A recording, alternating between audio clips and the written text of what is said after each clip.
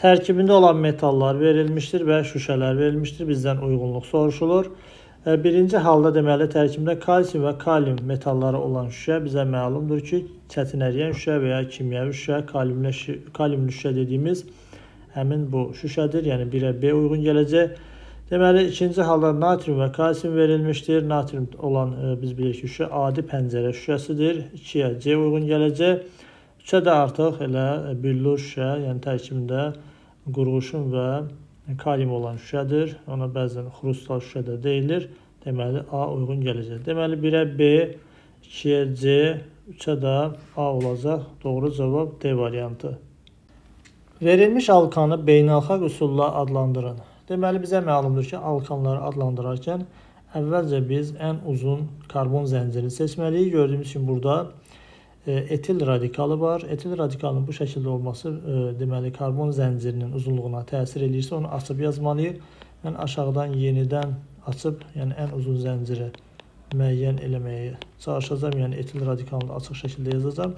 Bəzən həmin o radikalın açılması zəncirə təsir eləmirsə açıb baxmağa ehtiyac yoxdur. Ancaq burada indi mən açıq şəkildə dedim qeyd edəcəm. CH2, CH3 şəklində yazırım. Görürəm ki, zəncirin uzunluğu artır.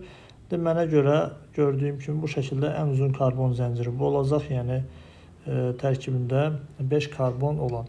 Zəncirdən kənarda qalan bu karbonlar isə radikal adlanır. Artıq biz bunu bilirik. Və nömrələmə aparmalıyıq. Digər mərhələdə nömrələmə radikal yaxın olan yerdən buradan ikinci karbona düşür deyə radikal. Ona görə buradan nömrələmə aparacaq 3, deməli 4, 5.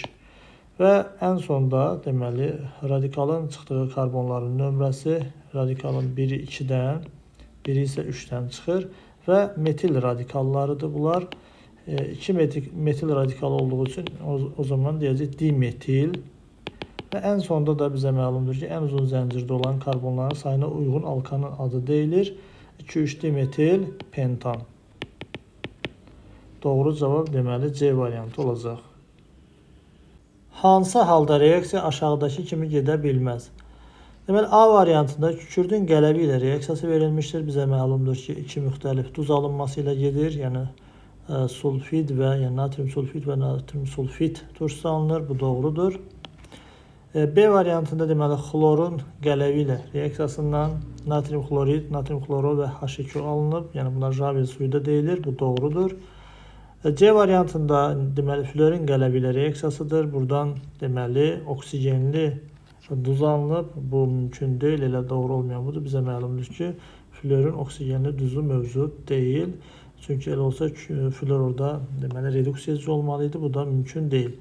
Digər hallarda biz baxası olsaq, silisiumun deməli flor turşusu və qələvi məhlullə reaksiyasıdır. Bunlar da doğrudur. Deməli, hansı reaksiya bu şəkildə gedə bilməz qeyd olunub? Doğru cavab C variantı olacaq. Cədvəldə A maddəsi verilmişdir. Maddədə karbonun hibridləşmə vəziyyəti sp2-dir. Bizdən A maddəsinə uyğun maddə soruşulur. Deməli, A variantında karbonun alotropik şəkil dəyişməsi olan qrafit verilmişdir. Bizə məlumdur ki, qrafitdə hibridləşmə sp2-dir. Elə doğru cavabımız elə A variantı olacaq.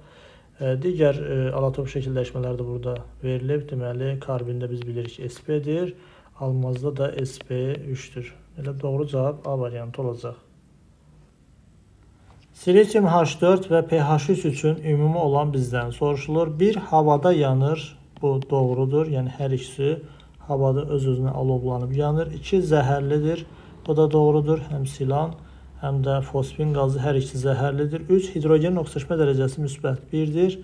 Bu hər ikisi üçün eyni deyil, ümumi deyil. Çünki silisium hidrogenlə birləşməsində hidrogen -1 göstərir. Ancaq fosforla birləşməsində isə hidrogen müsbət 1 oxşaşma dərəcəsi göstərir.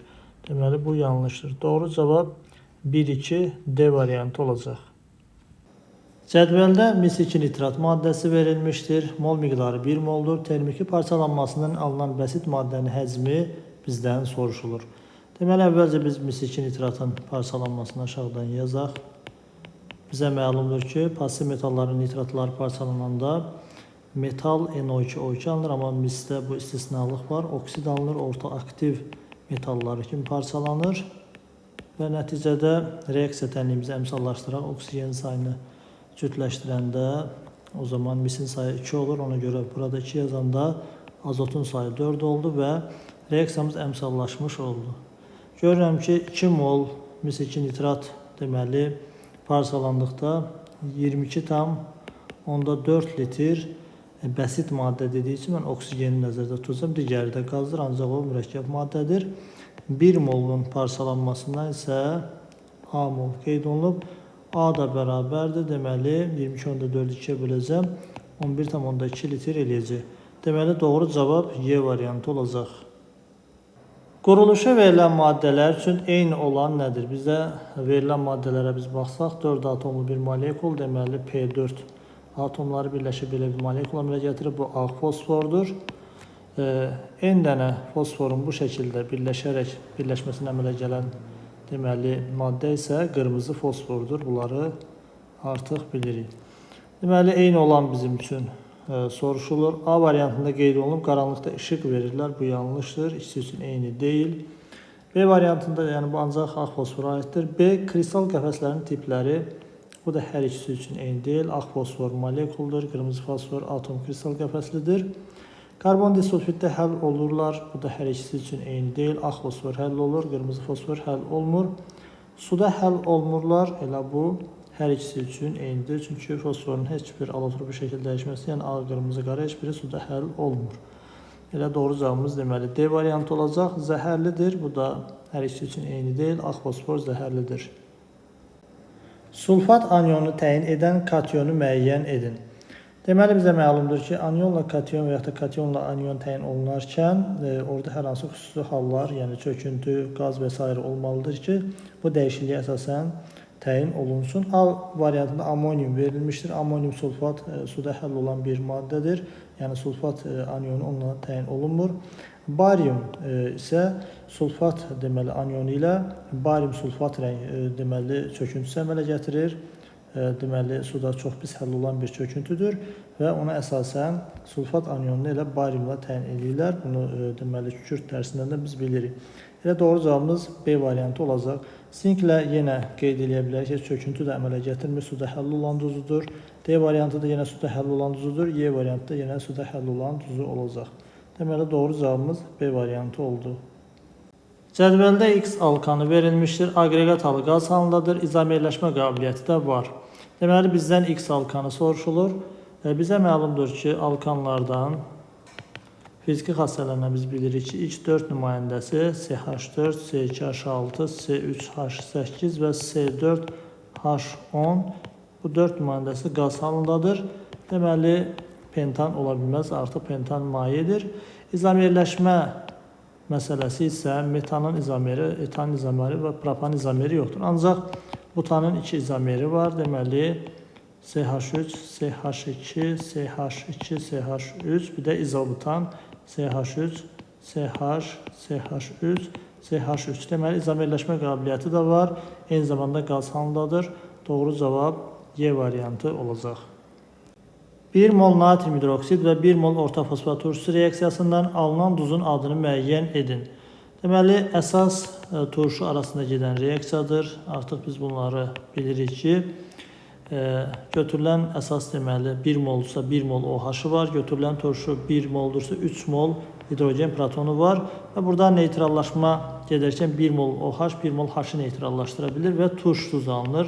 Natrium H2PO4 üstə gələk 1 mol OH-dan 1 mol H-dan deməli 1 mol su alınacaq.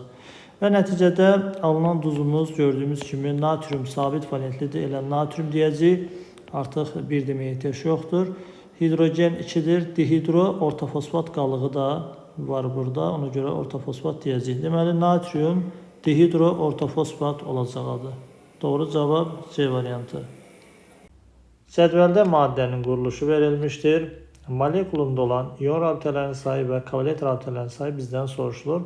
Bizə məlumdur ki, iyon rabitəsi deməli anion və katyon arasında yaranır.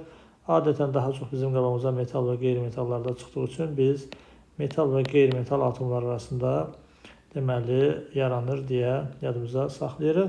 Kovalent rabitə isə iki qeyri-metal arasında yaranır. Yəni oxşar qeyri-metallarda ola bilər və ya da müxtəlif növ qeyri-metallarda ola bilər. yəni iki qeyri-metal arasında yaranan rabitələrdir. İndi verilən molekulumuzda gördüyünüz kimi natrium metaldır, digər oksigen və kükürt isə qeyri-metallardır.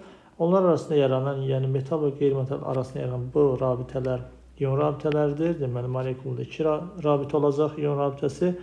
Digər rabitələr isə gördüyümüz bu 6 rabitə isə qeyri-metal atomlar arasında olduğu üçün kovalent deməli rabitələr olacaq. Deməli 6, 2 doğru cavab A variantı olacaq. Suda yaxşı həll olur. Katalitik oksidləşdikdə azot 2 oksid qazı əmələ gətirir. Karbon qazı ilə reaksiyasından deməli karbamid əmələ gətirir. Verilmiş ifadələrin hamısı hansı maddəyə aiddir? Deməli, suda həll olur qeyd olunduğu üçün biz azot və azot peroksidi ora aid eləyə bilmərik ümumiyyətlə, çünki onlar suda fəsil olan qazlardır. Deməli, oksidləşməsinə NO qazı əmələ gətirirsə, bizə məlumdur ki, bu amoniakdır. Digər qazların oksidləşməsi mümkün deyil. Karbon qazı ilə karbamid əmələ gətirən ilə o da yenə amoniakdır ki, gübrə sənayesində istifadə olunur. Doğru cavab elə Y variantı olacaq. Qarışıq oksiddir. Bizə məlumdur ki, qarışıq oksidləri ən azı 2 müxtəlif oksid əmələ gətirə bilən deməli elementlərin oksidlərinin qarışığı ola bilər. A variantında verilən deməli manqan 4 oksid, yəni burada manqanın qarışıq oksidi var, ancaq bu normal oksididir. B variantında azot natriumun ancaq deməli əmələ gətirdiyi oksid budur, başqa oksidi yoxdur. C variantında isə dəmir 3O4 verilmişdir. Bəli, bu qarışıq oksiddir, yəni dəmirin 2 oksidi və dəmirin 3 oksidinin qarışığından, yəni birin birə nisbətdə qarışığından əmələ gəlmiş bir oksiddir. Doğru cavabımız elə C variantı olacaq. D variantında isə sink oksid sabit valentlidir. Sink ancaq bir oksid əmələ gətirir, qarışıq oksid ola bilməz. E variantında qeyd elədik ki, bunun dəmir 2 oksidlə qarışığı qarışıq oksid sayılır, ancaq özü qarışıq oksid deyil. Doğru cavab C variantı olacaq. Tarazlıqda olan hansı reaksiyalarda temperaturun artırılması tarazlığı sağ tərəfə istiqamətləndirir?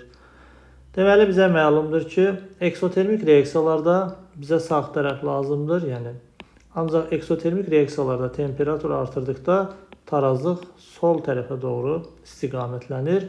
Endotermik reaksiyalarda isə temperatur artırdıqda tarazlıq, yəni elə endotermik reaksiya tərəfə, yəni sağ tərəfə istiqamətlənir.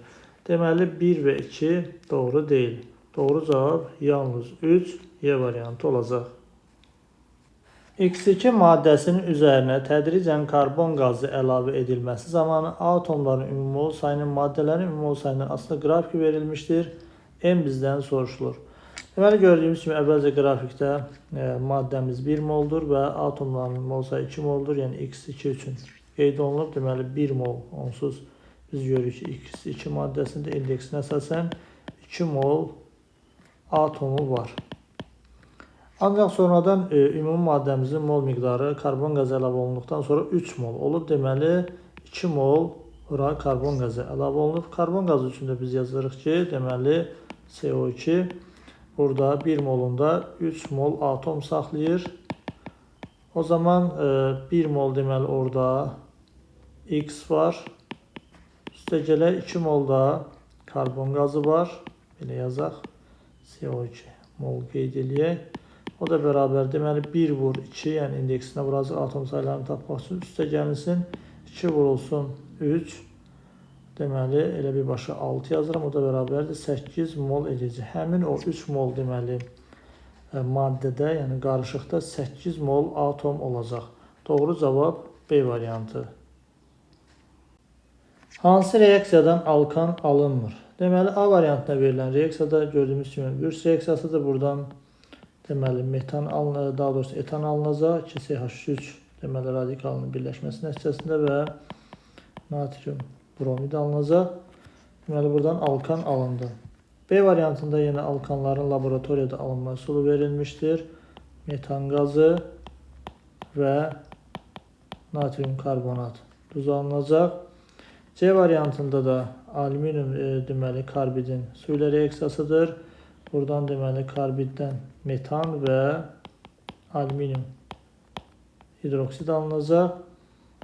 D variantında da deməli butanın parçalanmasıdır. Bizə məlumdur ki, deməli karbon sayı artıq çoxaldıqca alkanlarda temperatur nəticəsində parçalana bilirlər və Nəticədə yəni cracking reaksiyasıdır. Doymuş və doymamış deməli birləşmələr əmələ gətirə bilirlər.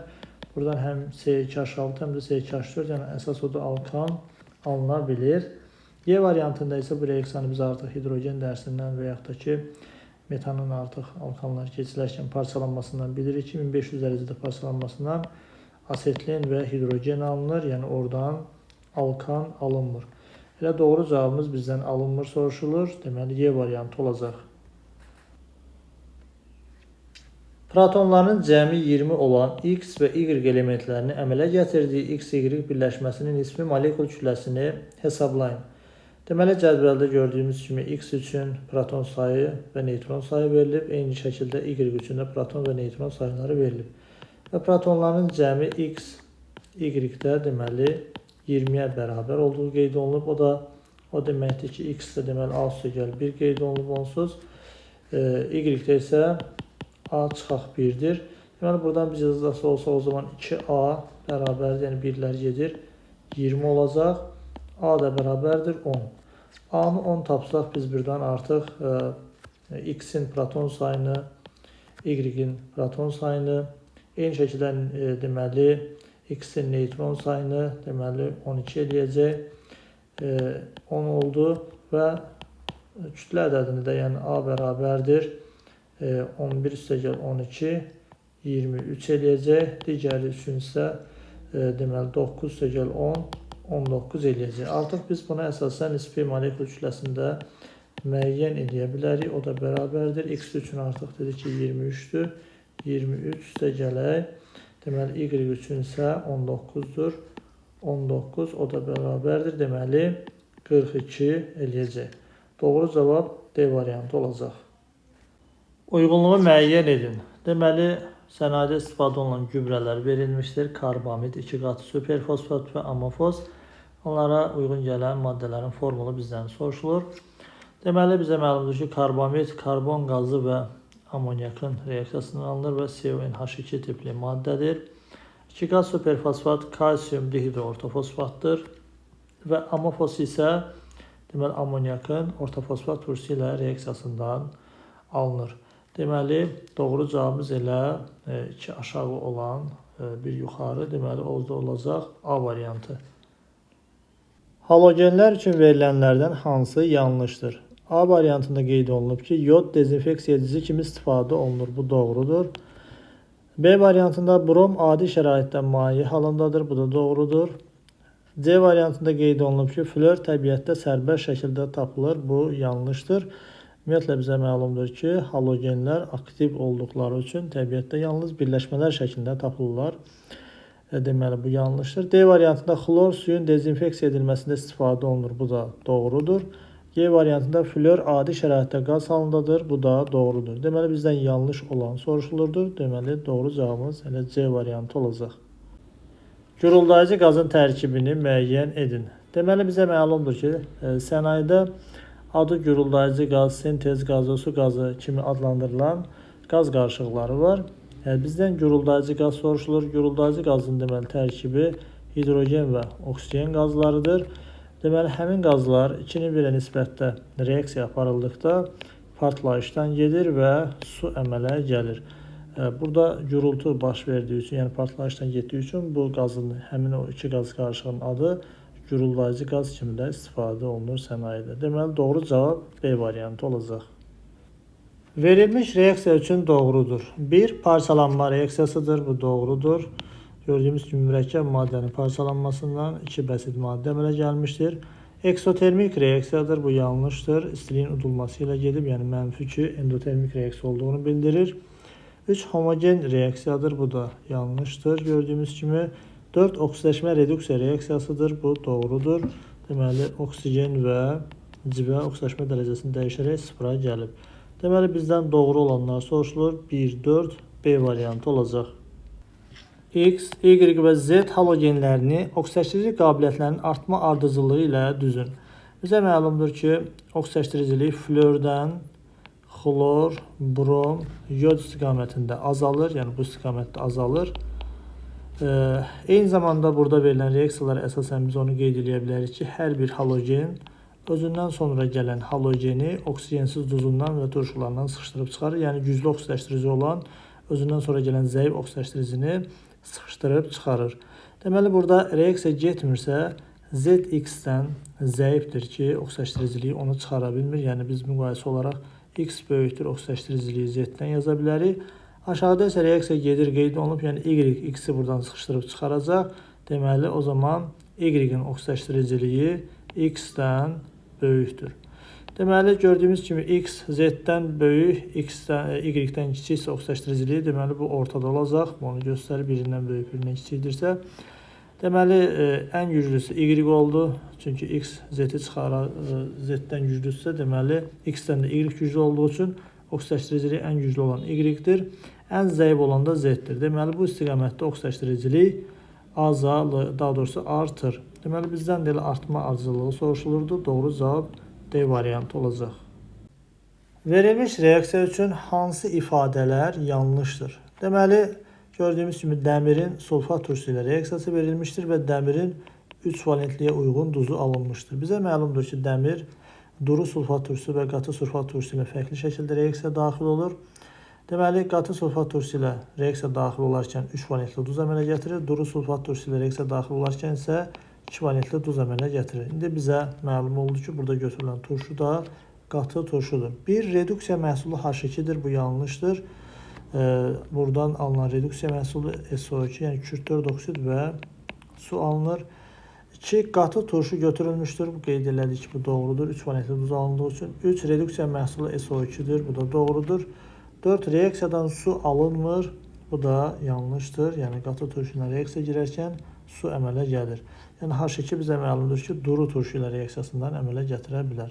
Bizdən yanlış olanlar soruşulduğu üçün doğru cavabımız deməli 1-4 olacaq. Cədvəldə kalsium karbid və alüminium karbid verilmişdir. 1 molun su ilə reaksiyasına ayrılan qazların molu X, Y olarsa, X üstəgəl Y cəmi bizdən soruşulur. Bizə məlumdur ki, həmin bu maddələrin, yəni kalsium karbidin su ilə reaksiyasından alınan qaz, yəni karbon burada -1-dir, C2H2 bu şəkildə yadımızda saxlaya bilərik. Yəni -1-ə uyğun asetlin alınır. Digəri isə alüminium karbiddir. Burada da karbon -4-dür və -4-ə uyğun CH4 alınır. Yəni metan qazı alınır. İndi biz bu reaksiyaları normal şəkildə yazıb əmsallaşdırıb da hesabata apara bilərik. Ancaq burada bir qısa yoldan istifadə edəcəyik. Karbon saylarını bərabərləşdirərək, yəni gördüyümüz kimi kalsium karbiddə C2H2-də ilə karbon sayı bərabərdir. Əsas elementimizin deməli karbon sayını, yəni bərabər eləməklə biz həmin reaksiyanın nəticəsini ala bilərik. Yəni eyni şəkildə əmsallaşdırıb da baxsaq, eyni nəticəyə gələcək.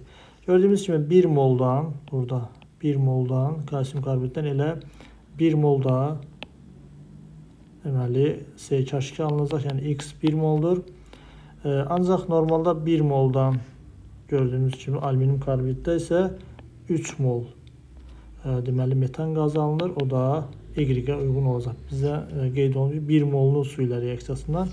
İndi X üstəgəl Y cəmi soruşulub. O da bərabər 1 üstəgəl deməli 3 bərabərdir 4 mol olacaq. 100 dərəcədə reaksiyanın sürəti 0,7 mol bölü litr bölü saniyə olarsa, 130 dərəcədə sürətini hesablayın. Qamma 2 verilmişdir. Deməli, sürətin temperaturdan asıllıq düsturunu yazmalıyıq. VT2 bərabərdir. VT1 vurulsun. Qamma üstü T2 çıx T1 böl 10 düsturunu əsasən hesablayacaq. Gördüyümüz kimi burada T1 verilib və ona uyğun sürət VT1 verilib. Deməli, T2 temperaturu verilib, qamma verilib və bizdən VT2 temperaturu soruşulur. 0,7 vurulsun, qamma 2-dir, 2 üstü deməli 130 çıxılsın 100 bölünsün, deməli 10. O da bərabərdir 0,7 vur, 2 üstü 3 eləyəcək buradan. O da 2 üstü 3 deməli 8 eləyəcək, bərabərdir. 0,8'e vuranda 0,56 mol bölünsün litr vur saniyə olacaq sürət. Cədvəldə məhlulun qatılığı deməli 30%, kütləsi isə məhlulun 200 qramdır. Həll olan maddənin kütləsi bizdən soruşulur. Deməli, düstura əsasən mən gedəcəm, tənasübləri müəyyən eləmək olar. Omega bərabərdir M maddə bölünsün M məhlul bıraq 100 düsturuna əsasən hesablaya bilərik. Deməli, burada məhlulun qatlığı 30-dur. Bizdən M maddə soruşulur. Məhlulumuz 200 qramdır. Vurulsun 100. Deməli, buradan ixtisar gedəcək 100-dən 202-yə. 2-nin də buracıq 30-a. Deməli, M maddə bərabərdir 60 qram olacaq. Uyğunluğu müəyyən edin. Gördüyümüz kimi ozon və oksigen qazları verilmişdir Venn diaqramında. Bizdən uyğunluq soruşulur. A-da verilən iyisizdir qeyd olunub. Bizə məlumdur ki, ozon xüsusi iya malikdir. Deməli, bu ancaq oksigenə aid bir ifadədir. B-də verilən ifadə gümüşü oksidləşdirir. Bu ozona aid bir ifadədir. Bizə məlumdur ki, pasiv metallardan gümüşdür, qızıldır, platindir. Bunlardan oksigen reaksiyaya girmir. Ancaq gümüşdən ozon reaksiya daxil olur. C-də ağarıcı kimi istifadə olunur. Qeyd olunub, bu da ozona aid bir ifadədir. D qaz halındadır normal şəraitdə. Deməli, hər ikisi adi şəraitdə qaz halındadır. Deməli, hər ikisinə aiddir bu D. Deməli, ən sonda sənayedə maye havanın distilləsindən alınır. Bu da oksigenə aid bir ifadədir ki, oksigen sənayedə bu şəkildə alınır. Deməli, 1-ə BC, 2-ə D, 3-ə A-yı uyğun olacaq. Müəllim laboratoriyada qablarda olan məhlullara əlavə olunacaq maddələri şagirdlərə göstərdi və onlara aşağıdakı sualları ünvanladı. Deməli, 58-ci tapşırıqda bizdən göstərilən maddələr qablara əlavə edildikdən sonra hansı qablarda reaksiya baş verəcək soruşulur. Birinci qabda gördüyüm kimi natrium ortofosfatın məhluludur. Gümüş bir nitrat əlavə eləndikdə duzla duzun reaksiyasından bizə məlumdur ki, hər hissəli olan alınanlardan heç olmasa biri çöküntü olmalıdır. Burada da deməli gümüş ortofosfat çöküntüsü alınacaq və reaksiya getmiş olacaq. Deməli, birinci reaksiya baş verəcək. Sonra kalium xloridi mis2 sulfatla reaksiyasından hər ikisi həll olan duzdur. Alınanlar da hər ikisi həll olan duz olacağına görə ikinci reaksiya baş verməyəcək. Üçüncü reaksiya deməli əsas turşu arasında reaksiyadır. Bu hər zaman baş verir. Dördüncü reaksiya isə deməli gördüyümüz kimi qələvi ilə duzun reaksiyasıdır. Yəni hər ikisi həll olan olmalıdır. Alınanlardan çöküntü olacaq və mis2 hidroksid alınır oradan. O da çöküntüdür. O da baş verəcək. Deməli 1, 3, 4-cü qablarda olan reaksiyalar baş verəcək. Situasiyanın ikinci tapşırığında bizdən qablarda alınan sarı və göy rəngli çöküntülərin əmələ gəldiyi reaksiya tənliklərinin yazılması və əmsallaşdırılması tələb olunur. Deməli, birinci hal üçün sarı rəngli, mən bayaq da qeyd elədim, gümüş ortofosfat sarı rəngli çöküntüdür. Deməli, reaksiyamız gümüş bir nitrat, üstəgələk natrium ortofosfatdır, natrium 3PO4. Buradan deməli, hər iki duzdan deməli, yenidən iki müxtəlif duz alınacaq. Gümüş ortofosfat PO4, yəni gümüş bir ortofosfat daha doğrusu çöküntüdür və natrium nitrat alınacaq. Natrium NO3. Əmsallaşdırarkən elə natrium indeksi 3'dür, bura 3 yazacağım və nitrat iyonunda artı 3 olduğu üçün burada 3 yazacağım və nəticədə reaksiyamız əmsallaşmış oldu. Deməli, dördüncü reaksiyada isə göy rəngli mis2 hidroksid çöküntüsü alınır. Həmin reaksiyamda deməli qələvi natrium hidroksid üstəgələk mis2 xlorid. Buradan alınır deməli mis2 hidroksid çöküntüsü. Bu həmin göy rəngli çöküntü budur. Bu isə sarı rəngli çöküntüdür. Bunları da mütləq qeyd etmək lazımdır. Və buradan alınan maddəmiz natrium xloriddir. Xlorid elə iyonun xlorin indeksinə əsasən bura 2 yazacağım. Qələbinin qarşısına 2 yazılacaq və reaksiyamız əmsallaşmış olacaq. Situasiyanın 3-cü tapşırığında qeyd olunub ki, əgər qablardan birində neytrallaşma reaksiyası baş veribsə, həmin qabda 0,5 mol normal duz alınarkən sərf olunan reagentlərin ümumi mol sayını hesablayın. Deməli, biz qablara baxırıq. Neytrallaşma reaksiyası əsas turşu arasında gedib normal duzun alınması ilə baş verən reaksiyadır. Deməli, 3-cü qabda əsas və turşu arasında reaksiya gedir və neytrallaşma reaksiyası baş verə bilər həmin yerdə. Deməli, kalium OH üstəgələk H2SO4. Buradan normal duz kalium 2SO4 və su alınacaq. Neytrallaşma baş verməsi üçün 2 mol əsas götürülməlidir. Deməli, alınan suyun molu da 2 moldur. İndi normal halda mən baxıram ki, Reagentlər ümumi 3 moldur. Yəni başlanğıcda götürülən maddələrdən söhbət gedir. Reagent olaraq 3 mol reaksiyaya daxil olarkən alınan duzun mol miqdarı, normal duzun mol miqdarı 1 moldur. Əgər 0,5 mol qeyd olunub ki, normal duz alınarsa, reaksiyaya daxil olan reagentlər nə qədər olacaq? X ilə bərabərdir. Burada deməli 2 dəfə az olacaq. Yəni 1,5 mol ümumi reagentlər reaksiyaya daxil olmalıdır.